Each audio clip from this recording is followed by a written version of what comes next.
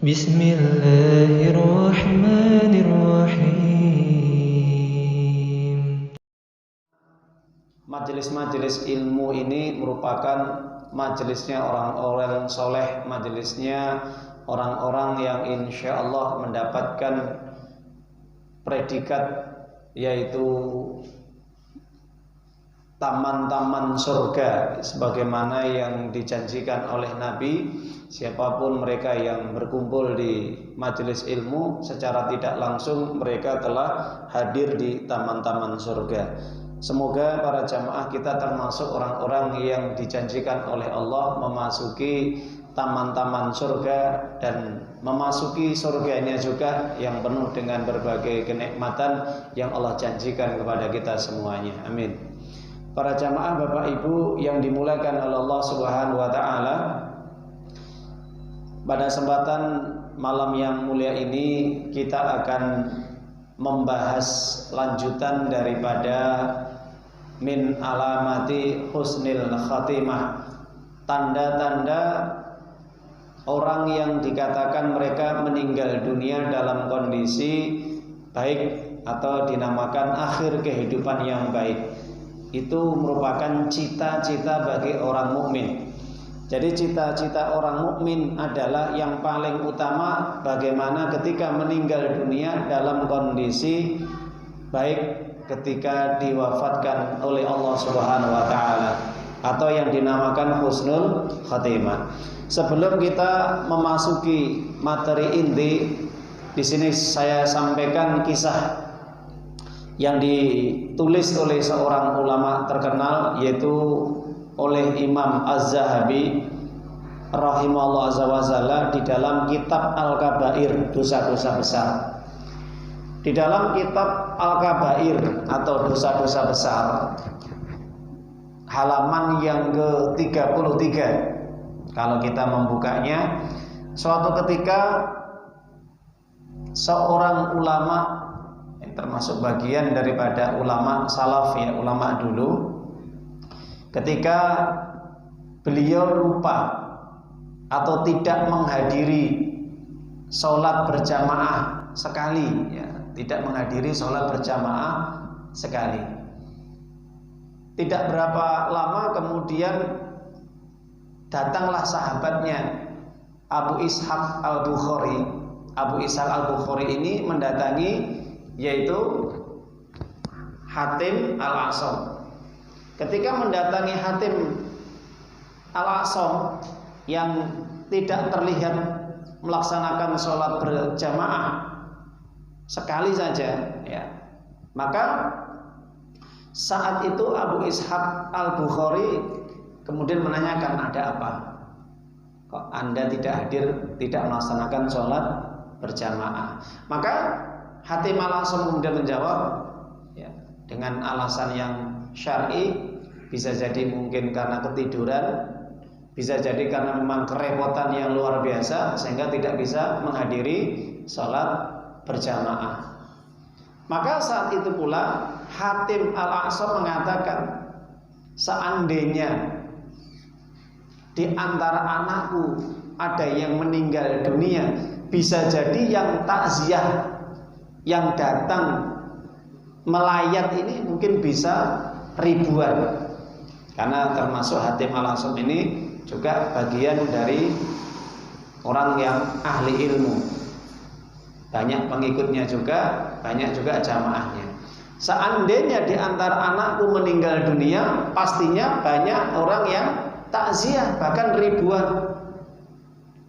Maka beliau mengatakan, li'anna musibah ad-dunya musibah ad-din ya, li'anna musibah ad-din indan nasa ahwanu min musibati dunya.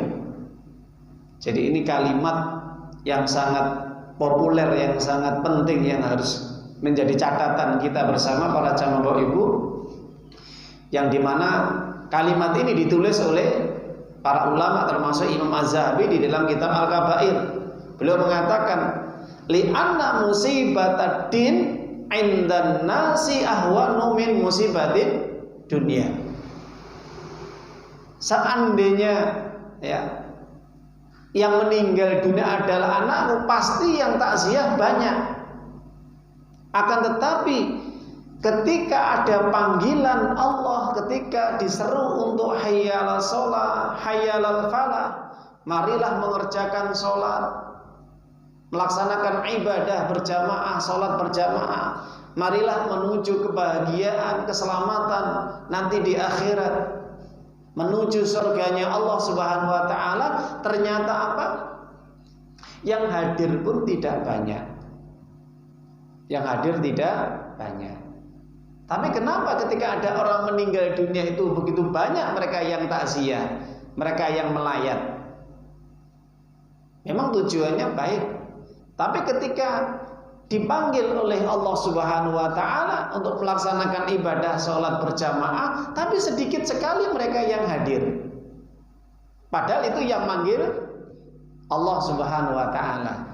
Coba kalau kita dipanggil juragan kita, tuan kita, bos kita, kira-kira kita menunda-nunda atau secara langsung cepat kita mendatanginya, Bapak Ibu? Menunda-nunda atau secara cepat? Ya, pasti saat itu pula ketika dipanggil oleh bos kita, juragan kita, maka saat itu pula kita langsung siap, nggih, dalem, ya, saya mendengar, labbaik. Nah, itu yang manggil adalah manusia. Bagaimana ketika yang memanggil itu adalah Allah, Sang Pencipta alam semesta, yang memberikan nikmat segala apapun yang diinginkan, fasilitas, memenuhi segala hajat kehidupan manusia, yang menghidupkan dan mematikan, yang memberikan sehat, yang memberikan sakit, dan memenuhi segala keperluan apa yang diminta oleh manusia, tapi ketika dipanggil tidak hadir. Maka inilah yang menjadi keprihatinan bagi siapa? Bagi Hatim al-A'sam. Maka beliau mengungkapkan dengan kalimatnya apa? Li'anna musibatad din 'indan nasi ahwanu min musibatid dunya. Bahwasanya musibah yang menimpa agama itu kebanyakan menurut manusia itu hal yang sepele, hal yang ringan. Kenapa dianggap ringan? Kenapa dianggap sepele? Karena beranggapan kalau orang itu terkena musibah agama, ini tidak mendapatkan keuntungan apapun. Karena kebanyakan manusia, kalau kita terjemahkan menurut perkataan Hatim al-A'sam ini, orang kalau seandainya tertinggal sholat berjamaah, orang tidak mencari ilmu, ini baginya tidak membuat dia rugi. Tidak membuat dia rugi. Tapi kalau seandainya dia sedang bekerja, dia sedang berdagang, ketika ditinggal, ini berpikiran dia akan kehilangan apa? Keuntungan. Nanti pasienku ataupun pembeliku atau konsumenku, ketika saya tinggal untuk menjalankan ibadah sholat berjamaah, maka akan rugi. Jadi perhitungannya urusan apa? Dunia. Nah, ini anggapan daripada Hatim al-A'sam ini, kalau orang ini kehilangan dunianya, ini dianggap kerugian yang besar. Tapi kalau kehilangan tentang akhiratnya, dianggap kerugian yang ringan. Makanya disinilah kesimpulannya, ketika orang tertimpa musibah tentang agamanya, tentang akhiratnya, ini dianggap ringan. Artinya apa? Ketika orang tidak mau belajar, mencari ilmu, tidak mau ngaji, meninggalkan sholat berjamaah, ini dianggap ringan, dianggap sepele. Dianggap apa? Sepele. Tapi ketika orang ini kehilangan hartanya, luar biasa, bingungnya dia. Sampai-sampai dia ini tidak bisa tidur sehari, 2 hari, 3 hari. Kehilangan pasiennya, kehilangan konsumennya, kehilangan pembelinya. Sampai-sampai dia ini berpikir gak bisa makan, gak bisa tidur. Bahkan sampai-sampai apa? Ketika dia nanti meninggalkan dagangannya meninggal jual belinya hanya gara-gara dia mendatangi majelis ilmu atau dia mendatangi panggilan azan, panggilannya Allah, ini seakan sudah kehilangan separuh hartanya atau separuh keuntungannya. Ini kebanyakan persepsi manusia kan seperti itu para jamaah Bapak Ibu. Jadi selalu mengukur sesuatu itu dengan apa? Dengan dunia. Masya Allah. Makanya para jamaah, ini yang menjadikan keprihatinan bagi Hatim Al-Asom ketika ada orang meninggal dunia. Coba kita lihat. Yang takziah ini banyak nomboten Pak Bu? Hadir banyak nggak yang takziah melayar? Banyak sekali. Bahkan yang hadir pun di situ tidak harus orang yang ahli sholat. Belum tentu mereka yang hadir ketika takziah mereka itu orang yang rajin ibadah, taat, ahli sholat, orang yang rajin ngaji, ngerti tentang sunnah. Belum tentu. Orang yang takziah di situ pastinya mereka campur. Mereka yang tidak sholat, mereka yang senang maksiat, mereka yang senang melakukan perbuatan-perbuatan dosa, semuanya kumpul di situ takziah. Kenapa? Ya kalau bahasanya rukun tetangga, rukun tetangga. Maklum ada tetangga yang meninggal, kita takziah. Ini kan sosial. Ya Pak Bu? Kalau bahasanya Al-Quran apa? Hablum minanas. Hubungan baik kepada manusia. Padahal Bapak Ibu, hubungan baik kepada manusia itu belum tentu yang takziah itu nyolatkan. Coba Bapak Ibu perhatikan ya. Belum tentu yang takziah yang layat itu juga ikut nyolatkan, ikut juga mendoakan. Bisa jadi mereka yang takziah, mereka yang hadir melayat itu hanya sekedar apa? Yang penting ketok-ketok, yang penting kelihatan mukanya, yang penting dia bisa hadir. Entah dia sekedar cuma nongkrong, sekedar hanya duduk basa-basi, atau mungkin dia sekedar cuma ikut temannya atau tetangganya di situ. Makanya para jamaah Bapak Ibu, ini keprihatinan yang dialami oleh Hatim Al-Asom pada saat itu. Padahal saat itu masih di bawah kepemimpinan Islam. Artinya aturan yang berjalan saat itu adalah kekhilafahan, aturan Allah. Itu saja prihatin ketika melihat masyarakat yang seperti itu para jamaah. Melihat masyarakat yang kebanyakan mereka itu apa? Banyak meninggalkan sholat berjamaah. Makanya yang takziah cuma Abu Ishaq Al-Bukhari. Kenapa? Karena kepedulian terhadap saudaranya ketika nggak hadir sholat berjamaah ini sampai diziarahi, sampai diendangi, sampai dikunjungi. Nopo panjenengan kok mboten nindakne sholat jamaah? Lho gitu.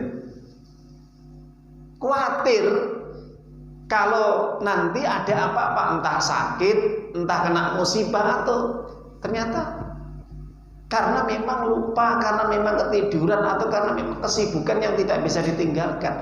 Makanya disinilah Hatim Al-Asom berkaca diri dan introspeksi diri. Loh, saya tidak sholat berjamaah sekali saja sampai ditanya-tanyakan. Tapi apa? Yang menjenguk saya cuma satu orang. Coba rapi. Jadi yang ziarah, yang menjenguk cuma satu orang. Tapi coba kalau seandainya ada yang meninggal dunia, kira-kira berapa orang Pak Bu? Bisa lebih daripada 10, 100, bahkan ribuan. Nah jadi para jamaah Bapak Ibu, musibah yang terjadi bagi seseorang apabila itu menimpa agamanya itu dianggap sepele. Jadi kalau orang tidak ibadah, tidak sholat, ya, itu dianggap hal biasa, nggak rugi gitu loh. Jadi kalau ada orang tidak ibadah itu baginya itu tidak rugi. Tapi kalau orang itu dia tidak bekerja, dia tidak bisnis, atau dia kehilangan pelanggannya, kehilangan pembelinya atau konsumennya, itu dianggap kerugian yang fatal, luar biasa. Para jamaah Bapak Ibu, ini kondisi dulu ya, pada ulama dulu. Bagaimana dengan sekarang? Padahal ulama dulu aja seperti itu ya, ketika menghadapi satu persoalan masalah agamanya sampai betul-betul dia itu introspeksi diri, prihatin menghadapi kondisi masyarakat saat itu. Itu padahal di bawah naungan Islam, apalagi di luar naungan Islam. Makanya para jamaah, Allah Subhanahu wa taala menjelaskan di dalam surat Ibrahim, kalau kita membuka surat yang ke-14 ayat yang ketiga, Allah Subhanahu wa taala menjelaskan alladzina yastahibunal hayatad dunya 'alal akhirah. Inilah orang yang disebutkan bahwa setiap orang yang dia itu masih mengutamakan cinta terhadap dunia daripada kehidupan akhirat, orang yang seperti ini masuk di dalam ayat ini. Alladzina yastahibunal hayatad dunya 'alal akhirah. Orang-orang yang mereka lebih mencintai, lebih menyukai, lebih mengutamakan kehidupan dunia daripada kehidupan akhirat. Jadi kalau orang sudah cinta dunia Bapak Ibu ya, itu kalau ada panggilan azan, kalau ada pengajian, ada majelis ilmu ya, ada undangan yang itu terkait dengan masalah ilmu ya, menuntut ilmu syar'i, maka apa? Terasa berat. Terasa berat untuk mendatanginya. Tapi kalau di situ ada undangan yang terkait dengan persoalan pembagian sembako, terkait dengan masalah bantuan, kira-kira yang datang banyak atau betul Pak Bu? Banyak. Subhanallah, sampai seperti itu ya kondisinya. Jadi kalau urusan-urusan dunia mereka itu luar biasa, begitu cepatnya. Tapi kalau urusan akhirat, kenapa melambat? Kenapa lambat? Ya karena benar kata Nabi Sallallahu Alaihi Wasallam, nanti di akhir zaman umatku itu akan terkena fitnah dunia, fitnah harta. Karena kebanyakan umatnya Nabi itu tidak mampu apabila terkena dengan fitnah dunia. Itu ayatnya di dalam surat Ibrahim ayat yang ketiga, surat 14. Alladzina yastahibunal hayatad dunya 'alal akhirah. Mereka lebih mencintai kehidupan dunia daripada kehidupan akhirat. Jadi Bapak Ibu, kalau ada orang yang sibuk dengan pekerjaannya tapi nggak sibuk dengan akhiratnya, mereka lebih eman kehilangan dunia daripada eman kehilangan akhiratnya. Persis apa yang telah disampaikan oleh Allah di dalam surat Ibrahim. Cintanya dunia melebihi cintanya kehidupan akhirat. Coba ada kisah yang luar biasa. Umar bin Khattab radhiyallahu taala anhu, ini ketika dia tertinggal sholat asar berjamaah, pernah ini diabadikan oleh para ulama ya, yang dimana di situ dijelaskan oleh Imam Az-Zahabi di dalam kitab Syiar An-Nubala, yang dimana ketika saat itu Umar bin Khattab ini sedang sibuk, sedang memanen korma, sibuk di ladang, di kebun. Tiba-tiba Umar teringat, loh ini waktunya sholat asar, waktunya sholat asar Bapak Ibu. Saat itu dan dia cepat-cepat ambil air wudhu, berangkat ke masjid. Setelah sampai ke masjid, apa yang terjadi Bapak Ibu? Sudah selesai jamaahnya, sudah salam zikir.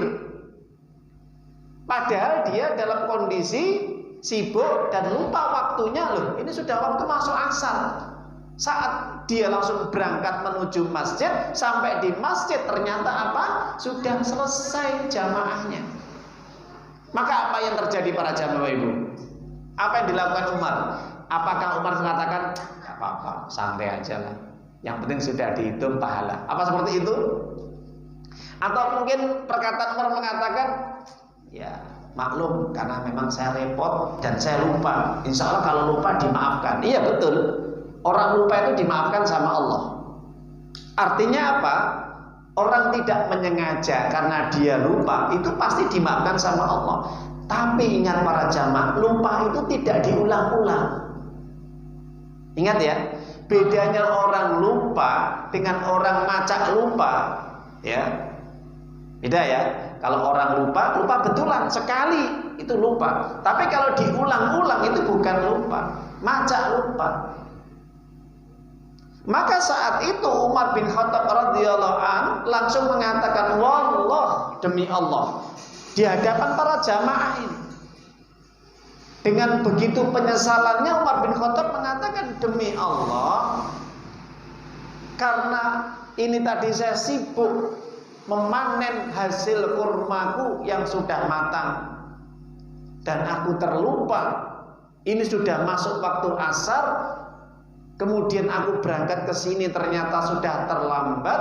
Maka saksikan wahai para jamaah, engkau sebagai saksi, aku sedekahkan sebagian hasil panen kurmaku karena dunia telah menyibukkanku. Subhanallah. Coba Pak.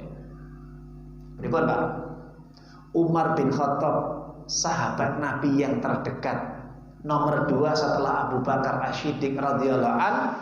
Jadi ketika beliau terlupa ketinggalan sholat berjamaah sholat asar saja, menebus kesalahan dia. Ini menurut dia pribadi salah, merasa salah ya.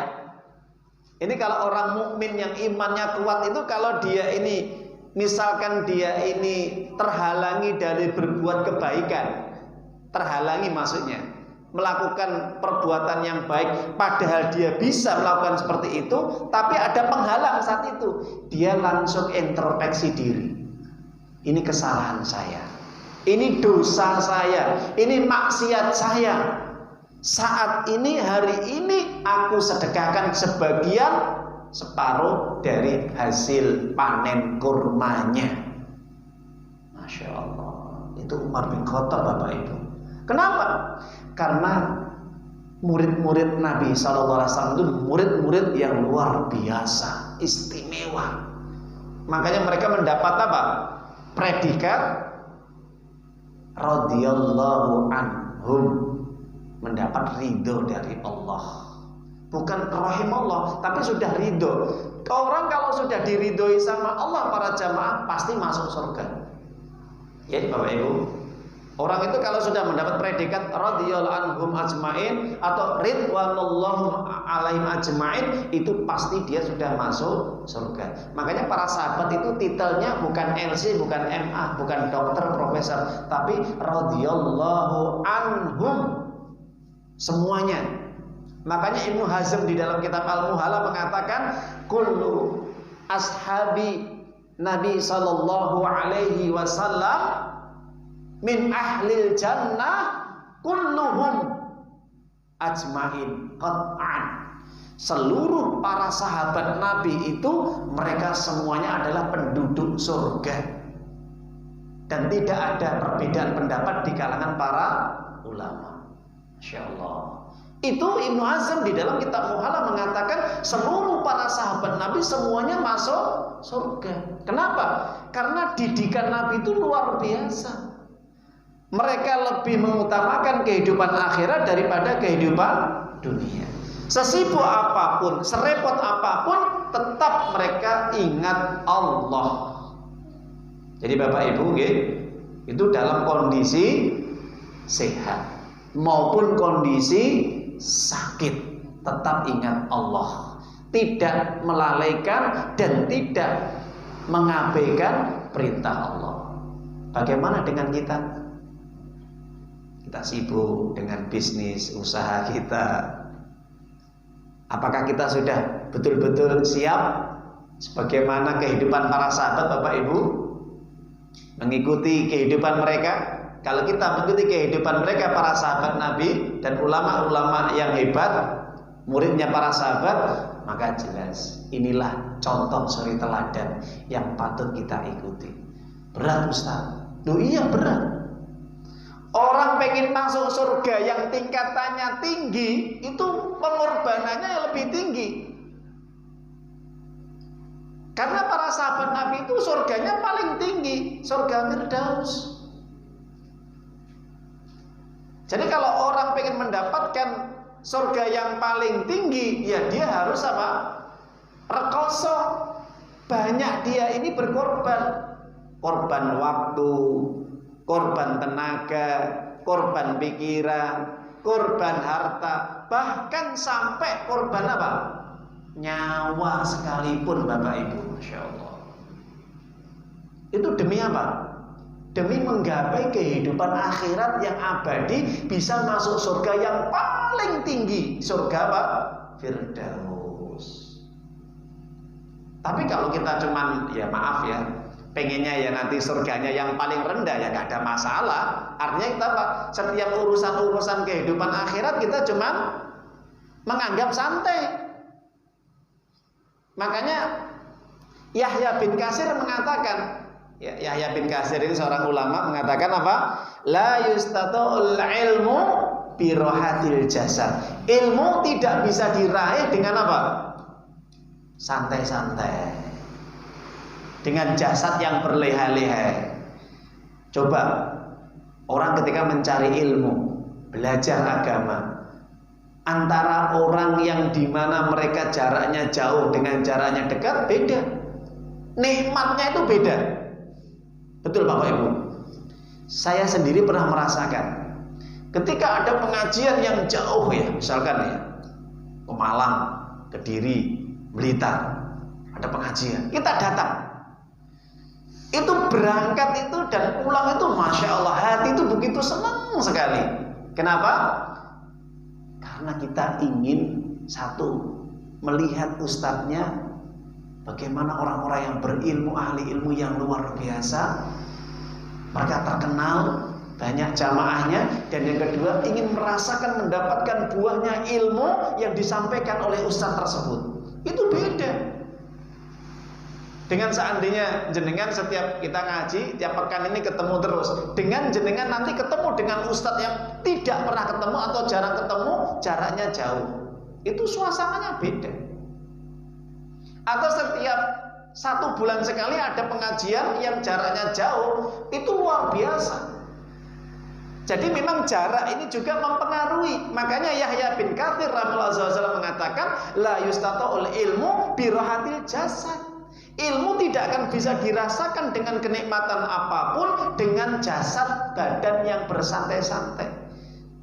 Orang yang datang ke majelis ilmu, mendatangi majelis ilmu di masjid dengan musola, dengan orang sekedar tinggal pencet tab HP, di situ banyak ustadz, tinggal pilih. Iya Pak Bu, kan bisa kita kalau mau lihat pengajian di situ, tinggal pilih ustadznya siapa, ada lengkap. Itu beda nuansanya, berkahnya juga beda. Betul Bapak Ibu. Kenapa? Karena kalau orang langsung datang ke majelis ilmu di masjid-masjidnya Allah, di rumah-rumahnya Allah, itu mendapat 4 kenikmatan. Apa 4 kenikmatan kata Nabi? Dijelaskan di dalam hadis sahih. Rasulullah SAW bersabda, ma istaman qaumun fi baitin min buyutillahi, tidak ada suatu kaum yang mereka itu duduk-duduk berkumpul bersama-sama di rumah-rumah Allah, di masjid-masjid Allah atau di musola, yang mereka yasruna kitabullah, mereka membaca Al-Quran, atau yatadarasuna bainahum, kalau tidak membaca Al-Quran, atau mereka bersama-sama untuk mempelajari Al-Quran. Jadi kita di sini belajar Al-Quran. Ini dalilnya, ini hadisnya. Kita jelaskan. Illa ada 4 nikmat yang akan kita rasakan, yang akan kita jumpai dan kita dapatkan. Ini hadiah dari Allah. Hadiah bagi orang yang berkumpul di majelis ilmu, yang mereka keluar dari rumah, meninggalkan pekerjaannya, meninggalkan bisnisnya, meninggalkan apa yang dia miliki dalam rangka untuk mendapatkan ilmunya Allah, mempelajari Al-Quran dan Sunnah Nabi, maka mendapatkan 4 hadiah. Pertama, nazalat alaihim sakinah, turunkan ketenangan. Coba tenang. Jadi yang jauh-jauh meskipun ngaji cuma 1 jam, 2 jam, dia masuk ke majelis ilmu, hadir di situ, hati tenang. Yang biasanya sibuk selama 1 minggu, 1 pekan, sibuk terus dengan hartanya, dibuat marah, dibuat kecewa, dibuat pegel, dibuat apa saja. Hati ini Itu kalau sudah repot Pak Bu, sibuk, ya, hati ini diliputi dengan kesibukan, apa ujung-ujungnya? Emosi. Ingat ya, pasti itu emosi. Orang itu kalau sudah sibuk, nanti kalau ada sedikit kesalahan pasti dia akan marah. Marahnya luar biasa. Kenapa? Karena disitulah hati. Maka hati ini bisa lunak disirami dengan apa? Ilmu. Maka hati yang keras tadi, hati yang agak mungkin keras, itu segera disiramin hati dengan ilmu. 1 pekan sekali datang majelis ilmu, menjadi tenang. Yang biasanya gelisah, resah, takut, gundah, marah, ini bisa lembut lagi Bapak Ibu. Dengan apa? Mendatangi majelis ilmu, tenang hatinya. Yang kedua, wafatumul rahmah, rahmat turun, kasih sayang Allah. Ya, ini kasih sayangnya Allah kepada orang-orang yang mendatangi majelis ilmu. Yang juga di situ juga para malaikat wa ghasyiyatuhur rahmah wa malaikah. Rahmat turun, kasih sayang Allah turun, para malaikat pun hadir di situ mendoakan. Di antara orang yang didoakan oleh para malaikat siapa? Mereka yang selalu memakmurkan rumah-rumah Allah dan mereka senantiasa rajin untuk mendatangi majelis ilmu. Yang keempat siapa? Hadiah dari Allah apa? Wadzakarahum fi man indah. Mereka nanti pada hari kiamat disebut orang-orang yang istimewa di hadapan Allah. Orang-orang yang apa? Istimewa. Jadi para jamaah Bapak Ibu, kalau kita pengen meningkat derajat surga kita nanti di hadapan Allah, maka hendaknya kita senantiasa giat, semangat untuk belajar, mendatangi majelis ilmu walaupun jauh gak ada masalah. Kenapa? Karena jasad ini jangan sampai terus berleha-leha. Kalau jasad ini terus ya kita biasakan santai-santai, apa yang terjadi? Pengaruhnya kita akan berat untuk mendatangi majelis ilmu. Para jamaah Bapak Ibu yang dimuliakan oleh Allah, itulah sekelumit tentang bagaimana nasihat dari Nabi kita kepada kita semuanya.